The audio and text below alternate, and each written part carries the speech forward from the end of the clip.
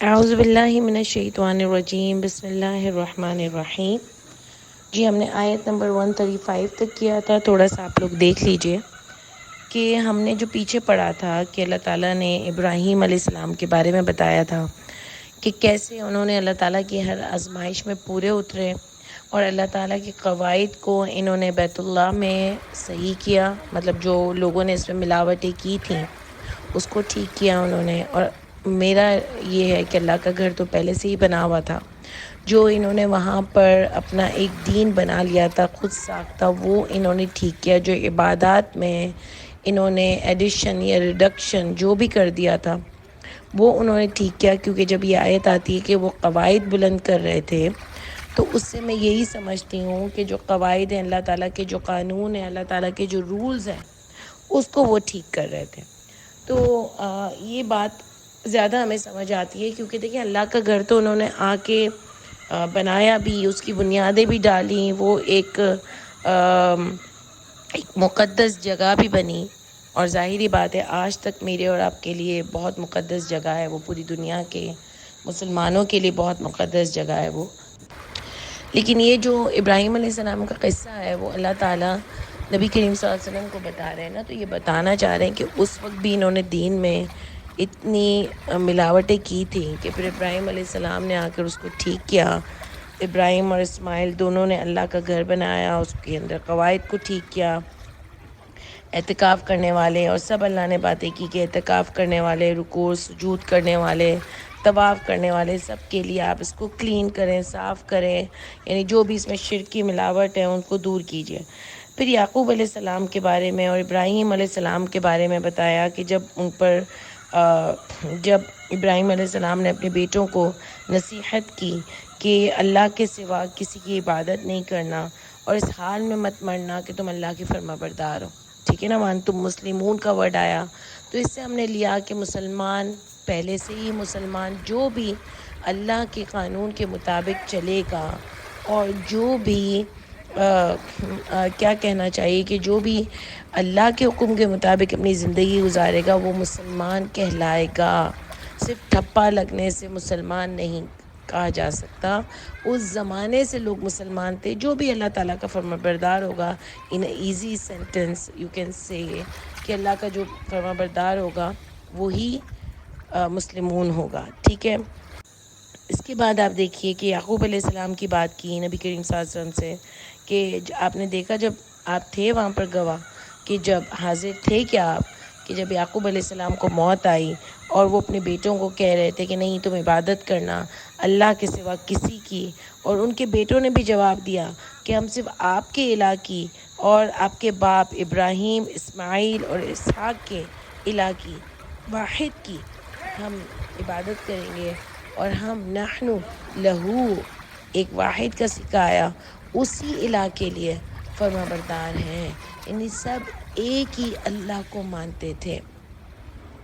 اس لیے یعقوب علیہ السلام کے نام سے جو بھی انہوں نے غلط باتیں پھیلائی ہوں گی تو اللہ نے یہاں پر کلیئر کیا کہ یعقوب علیہ السلام کے نام سے بھی جو یہ بول رہے ہیں وہ یہ جھوٹ بول رہے ہیں، جیسے اللہ نے پیچھے اس داؤد جو پیچھے ہم نے دیکھا اس میں اللہ تعالیٰ نے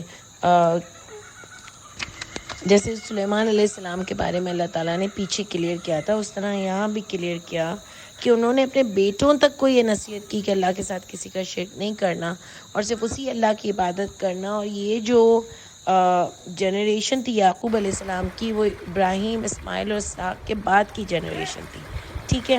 تو یہ ہم کو پتہ چلا یہاں سے کہ سب ایک اللہ کو مانتے تھے۔ آپ دیکھیں پوری سورہ بقرہ اور پورا قرآن جو اللہ تعالیٰ آپ کو بتا رہے ہیں، یہاں پر خاص آیتیں جو آتی ہیں کہ اللہ کے ساتھ کسی کو شریک نہیں کرو، اللہ کے حکم میں کسی کو شریک نہیں کرو۔ دیکھیں جب آپ کا الہ ایک ہوتا ہے نا تو حکم بھی اسی کا چلتا ہے۔ اگر آپ نے بہت سارے الہ بنا لیے ہیں نا تو پھر حکم بھی اس کے چلیں گے۔ ایک اللہ، ایک قرآن اور ایک رسول جو ہم کہتے ہیں نا، وہ بھی اسی ایمان کی کڑی ہے کہ اللہ اور رسول ایک ہی بات کہتے ہیں۔ اللہ نے رسول کو اپنی بات بتانے کے لیے دنیا میں بھیجا، اور ایک ہی اللہ کی ہم عبادت کرتے ہیں، اور ایک ہی کتاب ہوتی ہے انسان کے پاس، اور ساری کتابیں ہمیشہ سے ایک ہی قواعد بتاتی ہیں۔ ٹھیک ہے، یعنی یہ میرا ایمان ہے اس بات پر. میں اسی بات کو مانتی ہوں کہ ایک اللہ ہے، ایک اللہ کی کتاب ہے. اللہ نے ہر کتاب میں وہی اپنے رولز بتا کے انسانوں کو بھیجا ہے. صرف تھوڑے سے زمانے کے لحاظ سے قصے تھوڑے ایڈیشن ہوئے، باقی حکم اللہ کے ہمیشہ سے ایک ہی ہیں.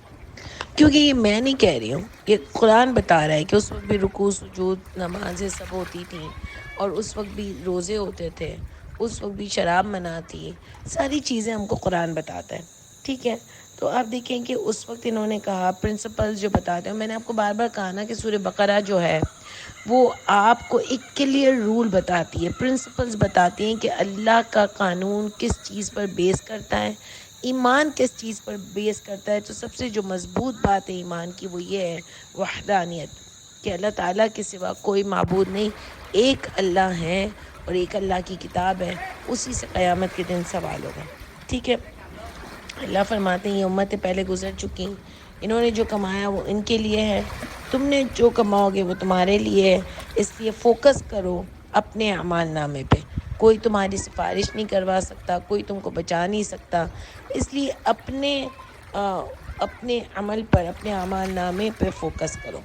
پھر انہوں نے کہا کہ وہ کہتے تھے یہودی اور نصارے ہوں گے تو ایمان لے آؤ گے تو ہدایت کی یافتہ کہلاؤ گے. تو انہوں نے کہا کہ بلکہ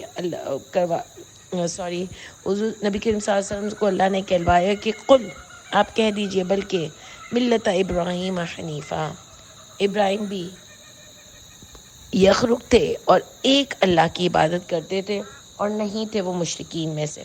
قولو، آپ کہہ دیجئے، کہا انہوں نے آمنا باللہ، کیا ایمان لائے ہم اللہ کے ساتھ، وما، اور جو نازل کیا، الینا، ہماری طرف، اور جو نازل کیا طرف ابراہیم کے اور اسماعیل کے. یہ آئے گا قولو، کہا انہوں نے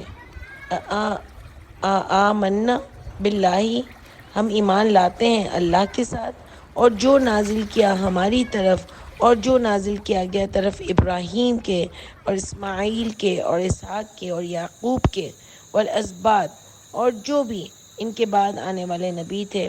وما اوتی، اور جو دیا گیا موسیٰ کو، و عیسیٰ، اور جو دیا گیا عیسیٰ کو. وما اوتی النبیون، اور جو دیا گیا نبیوں کو من ربہم، ان کے رب کی طرف سے. یعنی آپ ان کو کہہ دیجئے، پہلے کہا کہ ملت ابراہیم پر ہے، پھر ان کو کہہ دیجئے کہ ہم ایمان لاتے ہیں اللہ کے ساتھ اور ان تمام نبیوں کے ساتھ بھی، سب ہمارے لیے معتبر ہے. کیونکہ یہ لوگ کہہ رہے تھے نا کہ یہودی ہوگے تو ایمان لاؤ گے، نصارہ ہوگے تو ایمان لاؤ گے. تو یہودیوں نے ایک نبی کو اپنا بڑا بنا لیا تھا، ان کے ساتھ جھوٹی باتیں ان سے منسوب کر کے لوگوں کو بتاتے تھے. نصارہ نے ایک اپنا دین بنا لیا تھا، وہ جھوٹی باتیں نبی کے ساتھ منسوب کر کے بتاتے تھے. جیسے آج ہمارے یہاں ہوتا ہے، اس میں کوئی مشکل چیز بھی نہیں ہے سمجھنے کے لیے، کہ جیسے حنفی مسلک جو ہے وہ امام ابو حنیفہ کو ایک اپنا امام بنا کے ان کے ساتھ جھوٹی باتیں مسلک کرتا ہے. دوسرے تمام جو مسلک ہیں وہ اپنے ساتھ ساتھ کسی نہ کسی کو بڑا بنا کے، شافی، حنبلی، سب ان کو بڑا بنا کے اور ان کے نام سے جھوٹی باتیں منسوب کرتے ہیں، ان کو دین بناتے ہیں. پھر بخاری کی جھوٹی باتیں منسوب کرتے ہیں اور اس کتاب کو دین بنا لیا. حالانکہ بخاری صاحب بھی، آپ بہت پازیٹیولی سوچو تو انہوں نے ایسا کچھ نہیں کہا کہ یہ دین ہے. انہوں نے بھی کہا کہ اگر قرآن کی کوئی خلاف بات میری کتاب میں نظر آئے تو اس کو نہیں ماننا ہے، ان کے دباچے میں لکھا ہوا ہے، ان کے انڈیکس میں لکھا ہوا ہے. انہوں نے نہیں کہا کہ یہ دین کی کتاب ہے اور یہ اللہ کی طرف سے آئی ہے. انہوں نے خود 6 لاکھ حدیثوں کو نہیں مانا اس زمانے میں کہ یہ صحیح نہیں ہے. انہوں نے اپنی ریسرچ کی کہ یہ بات اس زمانے میں نہیں ہوئی تھی، اور انہوں نے نہیں کہا یہ دین ہے. یہ بعد کے لوگوں نے اس کو بڑا بڑا بڑا بنا دیا. جیسے غوث پاک نے نہیں کہا تھا کہ مجھے اللہ کا درجہ دے دینا، بھائی اللہ کے ولی کا درجہ دے دینا، مجھ سے مانگنا میں تم کو دے سکوں گا. یہ خود انہوں نے بنا لیا. جیسے امام حسین اور حسن نے نہیں کہا، جیسے اور کسی نے نہیں کہا. تو پھر یہ بات آئی کہ ہم کسی میں بھی فرق نہیں کرتے، چاہے تم کسی کا بھی نام لے لو، ہمارے لیے سب معتبر ہیں. اور جو بھی ان نبیوں کو دیا گیا ہم اس ہر کتاب کو مانتے ہیں. لا نفرق بین احد منہم، نہیں ہم فرق کرتے ہیں درمیان کسی ایک کے بھی ان میں سے. وَنَحْنُ، اور ہم، لہو، اسی کے مسلمون فرما بردار ہیں۔ دیکھیں کتنی زبردست آیت ہے قرآن میں۔ پتہ ہے میں اس سے ہمیشہ یہ چیز لیتی ہوں کہ اسلام نے، قرآن نے کتنا ہمارے لیے، ہمارے دین نے ایزی کر دیا دین کو سمجھنا، کہ کوئی اتنی لڑائیاں نہیں ہے کہ اس کا مسلک یہ کہتا ہے تو اس کتاب میں یہ لکھا ہے تو اتنا مشکل ہے، تو یوں ہے، شافی ہے، حنبلی ہے، پھر وہ والی کتابیں آ گئیں کہ بھئی چار مشکلیں آئیں تو کیا کریں، تو وہ مسائل کی کتابوں میں بھی چار مسلک کے الگ الگ مسئلوں کے حل دیے گئے، اور اتنی کتابیں، 6 سال کے کورس، 7 سال کے کورس، 8 سال کے کورس، اتنا مشکل اور عجیب و غریب بنا دیا گیا دین کو۔ تو میں سمجھتی ہوں یہ آیت اس سب پر ڈینٹ مارتی ہے، اور اللہ تعالیٰ نے اس کتاب کو اتنا ایزی کر دیا کہ اللہ فرماتے ہیں یہ سب ایک ہی ہیں۔ جو بھی نبی آئے تھے وہ یہی باتیں بتاتے تھے، جو بھی شروع سے ان کو کتابیں دی گئی سب ایک ہیں، سب نبی ایک ہی پیغام لائے تھے، اور ہم سب کی اتنی عزت کرتے ہیں۔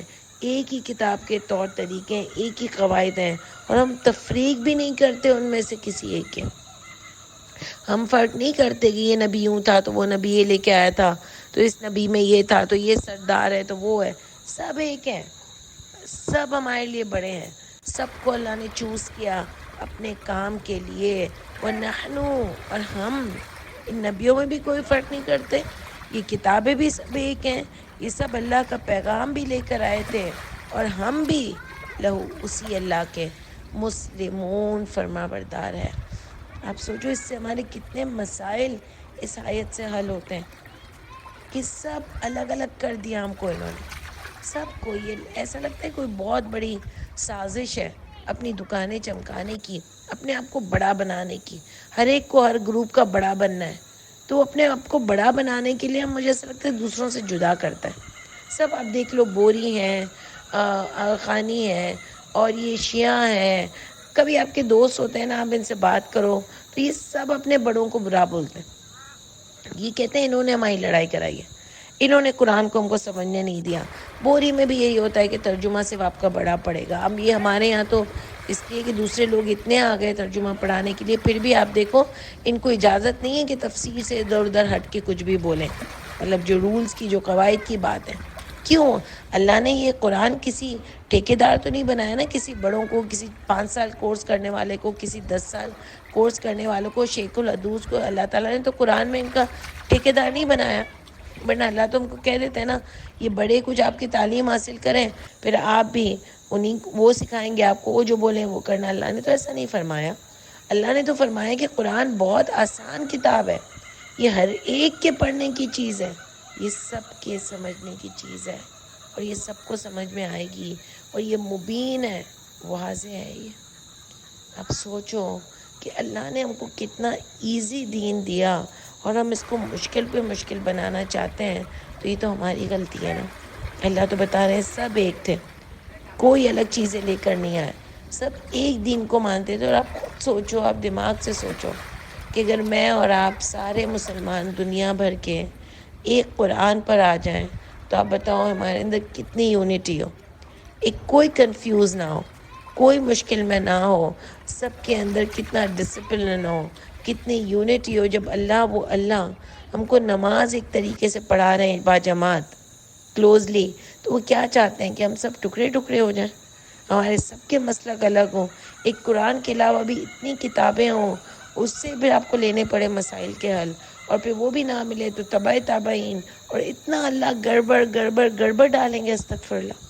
اللہ تعالیٰ تو ایک ایک ایک، بار بار قرآن میں بتاتے ہیں واحد واحد، ایک دین، ایک کتاب، ایک اللہ۔ اور کیا کامیاب کون لوگ ہیں؟ جو حنیفن ہیں، جو یخلق ہیں، جو مشکلوں میں نہیں ڈالتے لوگوں کو۔ اللہ ہم کو مشکل میں نہیں ڈالتے، ہم نے اپنے آپ کو خود مشکل میں بنا لیا ہے۔ اس آیت کو ضرور غور کیجیے گا، بہت زبردست آیت لگتی ہے مجھے، دیکھا جائے تو اس میں کچھ نہیں ہے، لیکن مجھے بہت پیاری لگتی ہے یونٹی کے لحاظ سے۔ اس کے بعد آتا ہے فَإِنْ آمِنُوا بِمِثْلِ، بس اگر ایمان لے آئے، بِمِثْلِ، جیسے جو، ما آمنتم، جو ما ایمان لے آئے تم، بھی اس کے ساتھ، فقد اہتدوا، پس یقیناً ہدایت پائی انہوں نے، وَإِن تولوا، پس اگر وہ پھر گئے، فإنما، پس بے شک، ہم فی شقاق، بے شک وہ شک میں ہیں۔ یعنی اگر یہ لوگ ایمان لے آئے جیسے جو تم ایمان لے آئے، یعنی یہ مان لینا، یہ یہود نصارہ جو ان سے کہہ رہے تھے کہ اگر آپ یہودی ہو جائیں گے یا نصارہ ہو جائیں گے تو آپ ایمان والے کہلائیں گے، ٹھیک ہے، تب تم ہدایت یافتہ کہلواؤ گے۔ تو اللہ نے ان سے کہا، ان کو کہہ دو ہم تو ابراہیم کے دین پر ہیں، وہ حنیفاً تھے، یخرق تھے، شرک نہیں کرتے تھے، وما کان المشرکین، بلکہ انہوں نے کہا ہم تو سب نبیوں کو مانتے ہیں اور ہم سب کو مانتے ہیں، سب جو کتابیں لائے ہم اس کو بھی مانتے ہیں، جو بھی کتابیں تھیں، یعنی جو دیا گیا نبیوں کو ایک ہی دیا گیا، اوتیا، اتنی ساری کتابیں نہیں، سب کے پاس ایک جیسی تھیں کتابیں، جو دیا گیا ہم تو سب کو مانتے ہیں، ہم کسی میں فرق ہی نہیں کرتے۔ اللہ فرماتے ہیں اگر یہ بات سمجھانے کے بعد یہ لوگ ایمان لے آتے ہیں تمہاری طرح جیسے تم ایمان لے آئے ہو، تو یقیناً تب انہوں نے ہدایت پائی۔ اور آپ کو پتہ ہے نا، یہ قرآن کی آیت نبی کریم صلی اللہ علیہ وسلم سب کو پڑھ کے سناتے تھے۔ تو انہوں نے جب نبی کریم صلی اللہ علیہ وسلم کو کہا تھا کہ آپ یہودی یا نصرانی ہو جائے تب آپ ہدایت یافتہ ہوں گے، تو انہوں نے اللہ کی آیت کو کلیئر کر کے لوگوں کے سامنے علی الاعلان بتایا کہ ہم تو سب کو مانتے ہیں، ہم یہ تمہاری طرح نبیوں کی تفریق نہیں کرتے کہ تم کہتے ہو ہم اس نبی کے پیچھے چلتے ہیں، وہ کہتے ہیں ہم اس نبی کے پیچھے چلتے ہیں، ہم سب کو مانتے ہیں، اور جو بھی دیا اللہ نے ان کو ہم اس ہر کتاب کو مانتے ہیں، جو بھی توریت زبور انجیل، کیونکہ سب ایک جیسی ہیں، ہم تو فرق ہی نہیں کرتے ہیں۔ اگر تم اس طرح کی اللہ ان کو کہلوا رہے نبی سے کہ اگر تم بھی اسی طرح ایمان لے آئے جیسے ہم ایمان لائیں سب پر تو تم ہدایت یافتہ کہلاؤ گے۔ ان کو اس کا آنسر دیا کہ جو تم اپنے آپ کو ہدایت یافتہ سمجھ رہے ہو نا، ایکچوئل میں تم جب ہدایت یافتہ کہلواؤ گے جب تم ایک کتاب پر آ جاؤ گے اور مشرکین میں سے نہیں ہوگے، اور جو تم نے جھوٹا دین بنایا ہے اس کو چھوڑ کر اللہ کی کتاب پر آ جاؤ گے تب تم ہدایت یافتہ کہلواؤ گے۔ اگر وہ پھر گئے، اللہ کہتے ہیں، یعنی جب آپ نے اتنا بڑا اس کے سامنے کھول کے رکھ دیا، جیسے ہم یہ مسلک والوں کو کہیں استغفر اللہ، مجھے ایسا نہیں ہو رہا کہ ہم لوگ بالکل صحیح ہیں، اللہ ہم جہاں کہیں غلط ہو، کوئی غرور کی بات نہیں ہے، اور یہ آپ کی رحمت ہے کہ آپ نے ہمارے لیے قرآن کو کافی کر دیا ہے۔ سب کو اللہ تعالیٰ ہدایت دیجیے، سب ہمارے بھائی ہیں، لیکن ایک سمجھانے کے لیے ہم بات کرتے ہیں کہ اگر ہم سارے مسلک والوں کو کہہ بھی دینا کہ ہم سب کو مانتے ہیں بھائی، کیونکہ آپ سب بھی مسلمان ہی ہو، لیکن یہ جو آپ جھوٹی چیزیں لے آئے نا دین میں، بس اس کو نہیں مانتے۔ سب ایک کتاب پر آ جاؤ، ہم سب ایک ہی ہیں۔ اگر پھر وہ پھر گئے نا، اللہ کہہ رہے ہیں، تو یہ شک میں ہے بہت دور کی۔ انشاءاللہ اس کو کل اور مزید سمجھیں گے آگے، لیکن یہ بڑی زبردست آیتیں ہیں، اگر آپ اس پر غور و فکر کریں تو انشاءاللہ تعالی۔ سبحان ربک رب العزت عما یصفون وسلام علی المرسلین والحمد للہ رب العالمین۔ السلام علیکم ورحمۃ اللہ وبرکاتہ۔